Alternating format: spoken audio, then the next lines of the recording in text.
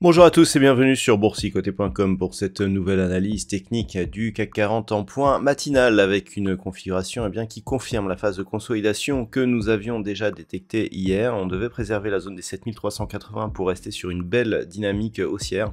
Bien, on a cassé cette zone dans dans des volumes très faibles, donc en l'absence de Wall Street, et on savait que l'objectif était donc une poursuite en direction des 7335 vers laquelle converge la moyenne mobile 20 exponentielle actuellement. Bien, c'est ce que nous avons. On a même ouvert un gap baissier donc sur cette séance. La tentative de comblement n'a été que partielle, hein. On n'a pas comblé totalement ce gap, et donc nous sommes ici sur une poursuite de la phase de consolidation. Au niveau des indicateurs techniques, eh bien, on a bien donc cette dynamique baissière qui est visible au niveau des histogrammes du MACD. Idem ici au niveau du RSI qui est toujours sur une trajectoire baissière suite à une sortie de sa zone de surachat. Donc tous les éléments concordent pour dire que nous sommes ici sur une phase de consolidation.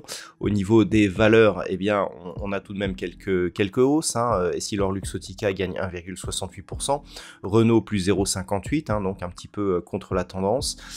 Thales, Société Générale, LG et Airbus sont parmi les valeurs donc dans le vert. Seulement 8 valeurs dans le vert ce matin. Au niveau des plus fortes baisses, c'est un peu plus marqué. Kering perd 1,80%, Saint-Gobain moins 1,60%, AXA, Pernod Ricard, ArcelorMittal sont sur des pertes proches des 1,40%. On a le secteur industriel qui souffre pas mal aujourd'hui. Alors tout ça est lié aux PMI chinois qui ont été diffusés cette nuit. On aura d'autres chiffres du PMI aujourd'hui, je vais y revenir. Mais quelque part, le PMI chinois qui a été assez fortement décevant, eh bien quelque part entraîne les prix à la baisse aujourd'hui. Donc techniquement, ce qu'il faut attendre de cette séance, c'est de voir ici si on peut résister sur cette zone des 7335 points. On a la moyenne mobile 20 exponentielle qui agit, elle peut agir comme support, et nous verrons que sur le daily, la configuration est un peu moins difficile. Par contre, si les cours franchissent ici et donc continuent à marquer un mouvement baissier, eh bien l'objectif sera un retour éventuel sur la zone des 7250 points. Si on trace les retracements de Fibonacci sur la phase ici de hausse, eh bien on peut remarquer que on a franchi donc sur gap le premier retracement à 23,6% de Fibonacci.